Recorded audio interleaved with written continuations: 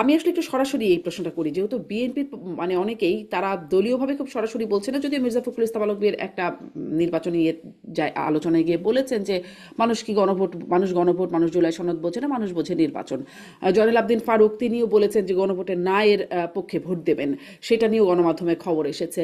বা আমার সাথেও যাদের বিভিন্ন অনুষ্ঠানে কথা হয়, বিভিন্ন আমার আলোচনা অনুষ্ঠানে অনেকেই আসলে নায়ের পক্ষে, যেমন সেদিন ব্যারিস্টার নাসিরউদ্দিন নসীম, তার সাথে কথা হচ্ছিল, তিনি বলছিলেন যে গণভোটে তিনি ব্যক্তিগতভাবে নায়ের পক্ষে থাকবেন। আমি আপনাদেরকেও যদি জিজ্ঞেস করি, আনিস আলমগীর, আপনি আসলে কি গণভোটে কোন পক্ষে থাকবেন? আমি গণভোটে না এর পক্ষে থাকবো। এর কারণ হচ্ছে যে আমি যাদেরকে ভোট দেব তাদেরকে পূর্ণ অধিকার দিতে চাই। তারা আমার ভাগ্য নির্ধারণ করার জন্য সেখানে যাবে।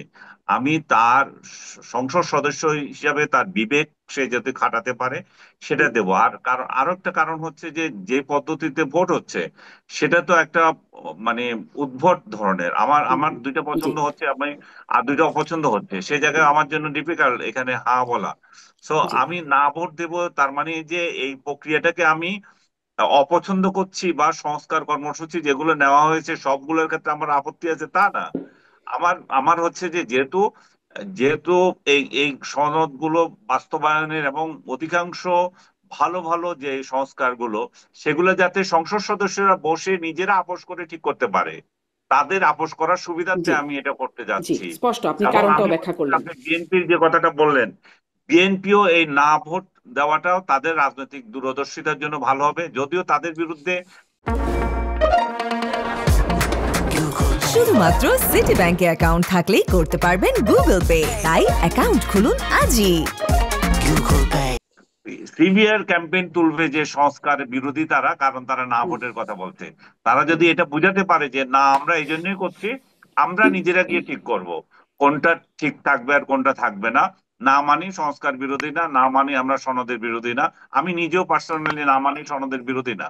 জি। না মানে হচ্ছে এই পদ্ধতিটা যে পদ্ধতিতে যেতে চাচ্ছে সেটাতে আমি মনে করি না যে আমার অধিকার এখানে জি, প্রতিষ্ঠিত আনিস হচ্ছে। আলমগীর আমার একদম অধিকার স্পষ্ট। আপনি তাতে আপনি প্রতিষ্ঠিত হবে। সনদের পক্ষে, সংস্কারের পক্ষে, কিন্তু এই গণভোটের প্রক্রিয়ায় আপনি না ভোট দিচ্ছেন। আমি ব্যারিস্টার পাটোয়ারি, আপনার কাছেও এই প্রশ্নই একদম সংক্ষেপে, আপনি আসলে গণভোটে কি কোন পক্ষে ভোট দেবেন? হ্যাঁ, না, নাকি অনেকে না, আবার এটা বয়কটের হ্যাঁ না। কথা বলছেন? না, এটা তো আমাদের পার্টি ফোরামের সিদ্ধান্ত হবে বা ভোটের আগে আগে, তখন আমরা পূর্ণাঙ্গ সিদ্ধান্ত। তবে গণভোট হবে কিন্তু সংবিধান অ্যামেন্ডমেন্ট পার্লামেন্টে পাশ হবে। পার্লামেন্ট পাশ হওয়ার পর যখন গণভোটে যাবে, যদি বেসিক স্ট্রাকচার অ্যামেন্ডমেন্ট করতে হয়, রাষ্ট্রপতি অ্যাসেন্ডের আগে গণভোটে যাবে। পার্লামেন্ট পাশ হওয়ার আগে গণভোট করা হচ্ছে, এটা কিন্তু আমাদের সংবিধানে নাই। এটা আনা হয়েছে জুলাই সনদ অর্ডারে। তাহলে মানে জুলাই সনদ, সংবিধানে নাই এমন অনেক কিছুই তো এখন হচ্ছে, তাই না? এমন অনেক হচ্ছে তো। কিছু হচ্ছে যেগুলো আনঅ্যাভয়েডেবল। যেমন একটা সরকার লাগে, এই জন্য সরকারটা করা হয়েছে। যেটা অ্যাভয়েডেবল, যেটাকে আপনি সংবিধানের মধ্যে করতে পারবেন, সেটাকে আপনি সংবিধানের বাইরে কেন করবেন?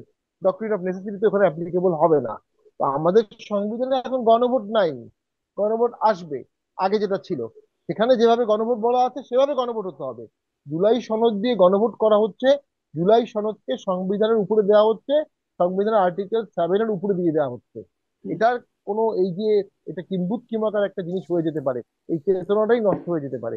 আর নির্বাচন কমিশন, ওনারা কোনো পারিবারিক বিবাহের দাওয়াত দিচ্ছেন না। ওনারা ওথ নিয়ে ভোট করতে যাবেন 13 ন্যাশনাল ইলেকশন। সেই ইলেকশনে আমাদেরকে ডাকবেন। এই ডাকার তাদের শপথবদ্ধ দায়িত্ব ছিল। তারা না ডেকে শপথ ভঙ্গ করেছেন।